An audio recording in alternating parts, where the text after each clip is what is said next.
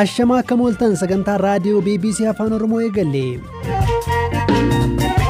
Paartiin badhaadhina Amaaraa dubbiin obbo Shimallis Abdiisaa akka gamamu gaafate. Iskandar Naggaan mana murtiitiin dhiyaadhu jedhe. Maaltu ta'e? Olmaa dhadhachaa kaanis ilaalla. Usuu yakka dalanne yakka dalageera jedheeti nagaa akka baru yakka akka dalagu dhiibbaan irra godhaa jiranii kanaafuu manni murtii kana ilaaleeti. Lakkoofsi namoota Walaayitaatti du'anii 16 ol gahuu haala koronaa vaayirasiin manneen hidhaa Oromiyaa keessa jiru. Waa'een koronaa baay'ee kan gadi bu'ee fi nullee yaaddisaa kan turedha. Yeroo ati galli sanaa sakatta'insi anaa akka dhuunfaa kootti naaf hin jedhamne. Akkasumas kaan dhageessu sagantaa kana amma iyyuu taanaa isiniif dhiyeessa.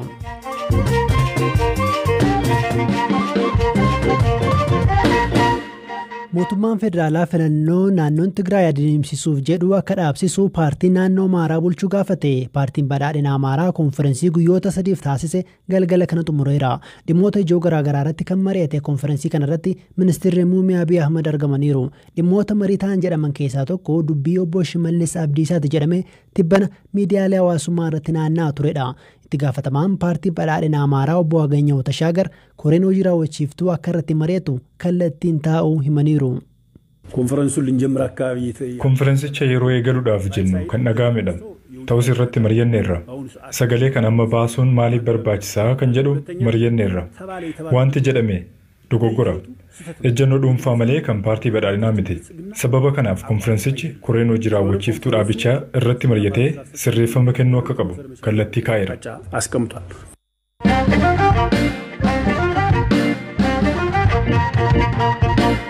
Godina Walaayittaatti sanbata aangawoonni olaanoo to'annoo jala ooluu isaaniin booda waldhabdee ka'een hanga kaleessaatti namoonni 16 du'uu isaanii himameera. Hospitaalota adda addaa irraa odeeffannoo walitti qabachuu isaanii kan himanii fi hospitaala yuunivarsiitii Walaayittaa Soddootti barsiisaa fi hakiima lafee kan ta'an Dr. Mabraatu Ciishaa waldhabdee uumameen namoonni miidhamanii gara hospitaalota seenan kanneen rasaasaan rukutaman ta'uu BBC'tti himaniiru. Namoonni lubbuun ooluun isaanii yaaddeessaa ta'es jiru jedhu Dr. Mabraatuun. Boddittiitti kadu'an namoota 7dha. Soddoo hospitaala Kiristiyaan miidhamanii ka dhufan 21 yoo ta'an isaan keessaa 2 akkuma achi ga'aniin lubbuun isaanii darbe. Namootni 3 kutaa wal'aansa addaa keessa jiru. Isaan keessaa namootni 2 lubbuun ooluun isaanii yaaddeessaadha. Namootni 16 wal'aansa argatanii gara manaatti deebi'aniiru. Rakkoon geejjibaa waan jiruuf yeroo sanatti namootni hedduun gara hospitaala Kiristiyaan ka dhufan ta'us hospitaala Otoonaa keessa namoota miidhaman 4tu jira. Kan hospitaalichatti du'an garuu hin jiran. Magaalaa keessatti ammoo namootni 7 du'aniiru. Kanaaf odeeffannoo an qabuun walumaa galatti namootni 16 du'aniiru. እስካሁን ድረስ ባለኝ መረጃ ማለት ነው።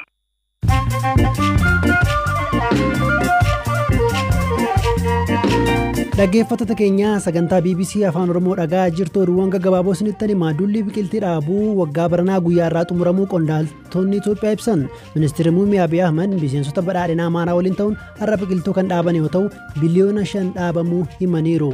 Duulli akkanaa barana yeroo lammataaf taasifame. Duulli filadhaa naannoo Tigraayitti har'a eegaleera. Paartileen filannoo naannichi qofaatti gaggeessuuf yaadarratti hirmaatan duula isaanii miidiyaaleedhaan gaggeessu. Guyyaan filannoo ibsamuu baatus hanga guyyaan 4 duula gaggeessuu jedhameera. Sudaan kibbaatti dhukaasa loltoota mootummaa fi hawaasa meeshaa waraanaa hidhatan gidduutti banameen yoo xiqqaate namoonni 81 du'an. Wayita dhukaasi banamee jirutti loltoonni hawaasa hidhatee hiikkachiisuuf yaalaa turan yoo ta'u kanneen du'an keessaa 55 loltoota mootummaati. Filannoo pirezidaantummaa Ameerikaaf pirezidaantiin Tiraamp kan isaan tumsan Maayik Peensi yoo filatan morkataan isaanii qondaalli paartii Dimokiraat Joo Baayiden immoo Kaalifoorniyaa irraa dubartii bifaan gurraacha ta'an filataniiru. Kamaala Haaris hiddaan makaa Hindii fi Jamaayikaa yoo ta'an seenaa dorgommii filannoo Ameerikaa keessatti dubartii bifa gurraachaa fi hidda ishee qabdu wayita adda durummaan hirmaattu kan jalqabaati.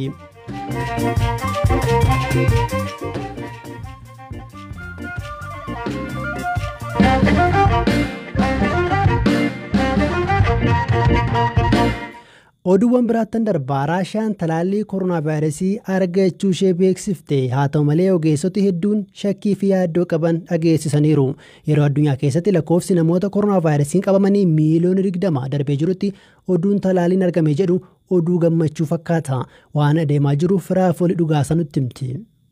Pireezidaantiin Raashiyaa Vilaadimiir Puutiin talaalliin COVID-19 biyyattii keessatti oomishame ulaagaa mirkaneeffannoof barbaachisan hunda keessa darbuu himaniiru. Talaalliin ji'a lamaaf namoota irratti yaalamaa tureeru jedhan kun yaaliiwwan barbaachisu darbuu isaa kan himan Puutiin intalli isaaniillee talaallii kana fudhachuu ishee dubbataniiru. Odeeffannoo dabalataa osoo hin kennin talaalliin kun bu'aa qabeessadha jedhaniiru. Aanga'oonnis talaallii Sputnik V jedhamu kana uummataaf dhiyeessuun onkololeessa keessa akka eegalu beeksisaniiru. Ta'us garuu talaalliin koronaa vaayirasii Raashiyaan argadhe jettu kun ogeessota fayyaa fi miidiyaalee US fi Awurooppaan qeeqaan simatame. Dhaabbati fayyaa addunyaas torban darbee oomisha talaallii COVID-19 irratti qajeelfama idil addunyaa akka hordoftuuf Raashiyaa akka gaafatee fi nageenyummaa talaallii kanaa mirkaneessuufis aanga'oota Raashiyaa waliinis akka mari'atu ibsee ture. Ammatti talaalliin Raashiyaan argadhe jettu kun talaalliiwwan 6 marsaalee shaakalaa 3 keessa darbuun namarratti yaalamuuf dhaabbata fayyaa addunyaan beekamtii argatan keessatti ramadamne. Ogeessonnii fi biyyootiin hedduunis ariitii Raashiyaan itti talaallii kana argatte irratti yaaddoo qaban ibsutti jiru. Yaaddoo biyyootii adda addaa irraa talaallii COVID-19 kana irratti ka'eef Raashiyaan yaaddoo bu'uura hin qabnedha jechuun deebii kenniteetti. Dabalataanis marsaan jalqabaa talaallii kana torban 2 booda ogeessota fayyaaf kennamu akka eegalu himaniiru.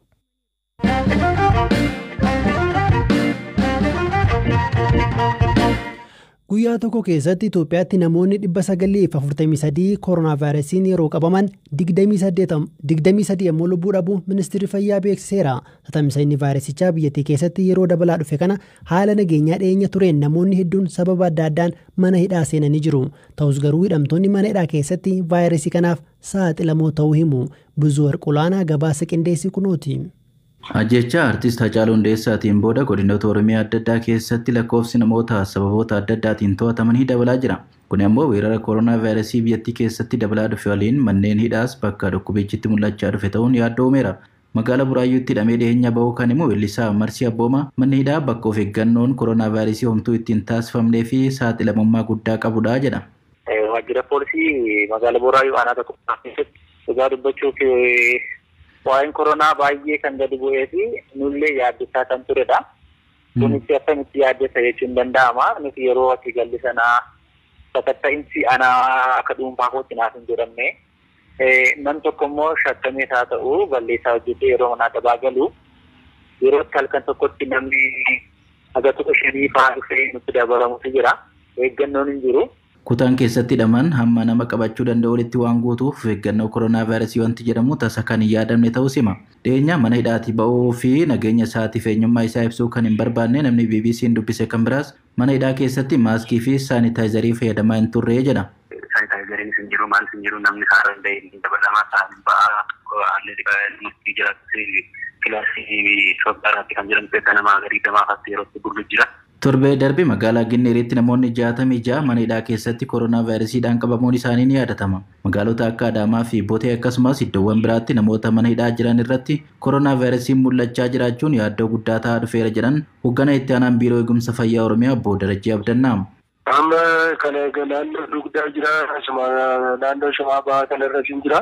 Isaan kun keessatti mul'ateera jechuudha. Gara Shawaa Bahaarra nama gara 15 ta'an achi tiraaspoortii ta'anii jiru jechuudha. Hangimni qofaatiin kana gara dugdaarraas akkasidha jechuudha. Ta'ii nama manneen hidhaa adda addaa keessatti mul'achaa jiru kun rakkoo hammaataa fiduu akka malu waan hubanneef qaama dhimmi ilaalu waliin furmaateetti barbaadaa jirras jedhan Obbo Darajjeen. Kan gochuu danda'amu namni hawaasa keessa turee gara mana sirreessaa kana murtoodhaan isaa ta'u karaa adda addaatiin dhaqu tokko sakattaame akka galu lammaffaan immoo jaratti sun dabalamee qofaatti akka turan kana wajjin mari'annee jirraani kana akka mootummaa naannoottis murtoo tiraaspoortiidhaan akka inni kennamuu fi gidduu kana maree tiraaspoortii irratti akka ajandaa guddaa tokko itti dhiyeessinu jechuudha.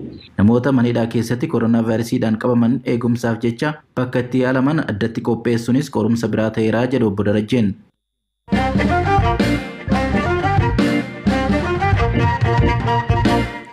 Manni murtii federaalaa dhaddachi Araadaa Iskindir Naggaa dabalatee shakkamtoota 3 irratti abbaan alangee ragaa dhageessisuu ragaa akka dhageessisu ajaja kenne. Haa ta'u malee Iskindir dabalatee shakkamtoonni biroo dhimmi isaanii dhaddacha hundaaf banaa yoo ta'u baate hin hirmaannu jechuun ajaja mana murtii mormanii abukaatowwan isaanii gaggeessuu himaniiru.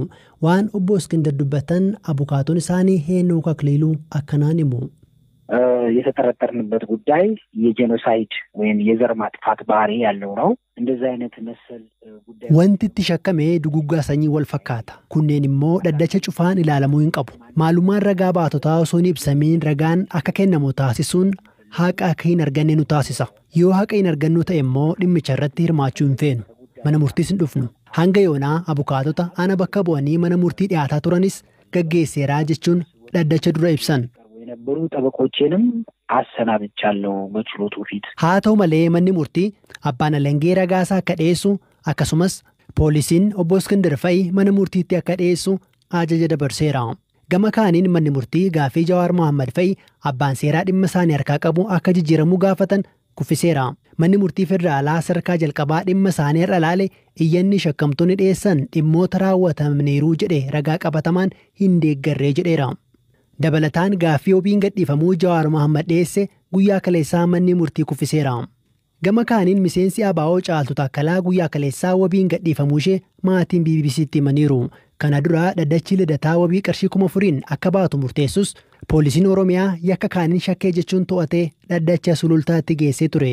Manni murtii sulultaas wabiin dura akka eegamu jechuun jimaata darbe murteessus guyyaa kaleessaa eegamuu ishee obboleettiin ishii Doonaa Taakkalaa dubbatti. Naannoo sa'aatii 8. Akkamiin qarree? Manni murtii inni iddoo isaanii inni sulultaas mirgi wabiin jalqaba haa eegamuufi kan jedhuun ishee geggeesse. Isaan immoo waraqaticha fudhatanii dura koreen irratti walii galuu qaba. Isa jedhuuf gaafa dafinoo na beellamanii kaleessa. Kan Oromiyaa ta'e 6 kiilooti. Waajjira OPDO durii keessa. Achi mirgi wabii ishee haa kabajamu isa jedhuun mirgi wabiin jalqaba haa kabajamuufi jedhee ajaja baase. Isaan immoo hojiirra oolchine baay'ee miidhamteetti guyyaatti birrii 20 qofa kennuufi nyaata qajeeshitee nyaanne kanatti guyyaa ammaaras. Gaaffii fi deebii Haacaaluu waliin taasisee yeroo qopheessu waa wal dhabsiisotaan irratti xiyyeeffate jechuun shakkuusaa kan poolisiin ibse Guyyoo Waariyoo guyyaa kaleessaa mana murtiitti dhiyaatee ture. Abukaatoon isaa obbo Kadir Bulloo wanni Guyyoon dhaddacha irratti guyyaa kaleessaa dubbate akkanaan himu. Kaleessa gaafa dhiyaatanii guyyooni ana biiroo na baasaniiti abbaan alangaa dhimma Jawaarii qaban faataaniiti eenyu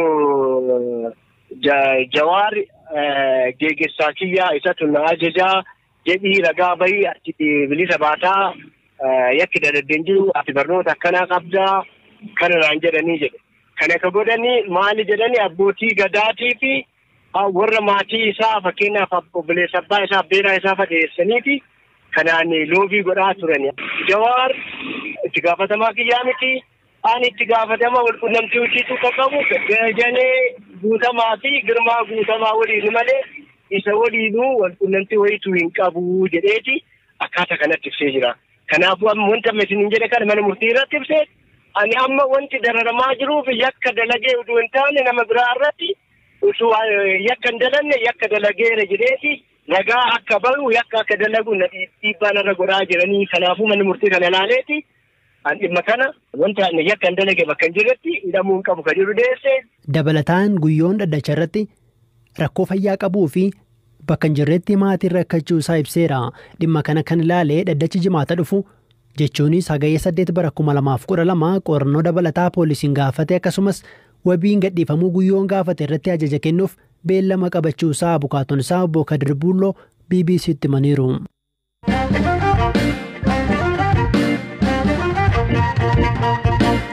Dhaggeeffattoota keenyaa sagantaan BBC Afaan Oromoo roobii galgalaa kanumaan xumuramaa odeeffannoo dabalataaf gara marsariitii fi fuula feesbuukii keenyaa deemuu dandeessu. Barreeffamaan viidiyoodhaan akkasumas sagaleedhaan argachuu dandeessu marsariitii keenya irratti.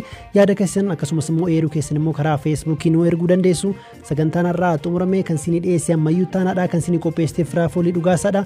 Gama teeknikaan Deevis Mo'aasaaruu ture. Ulfaadhaa boruu walitti deebinaa halkan gaarii.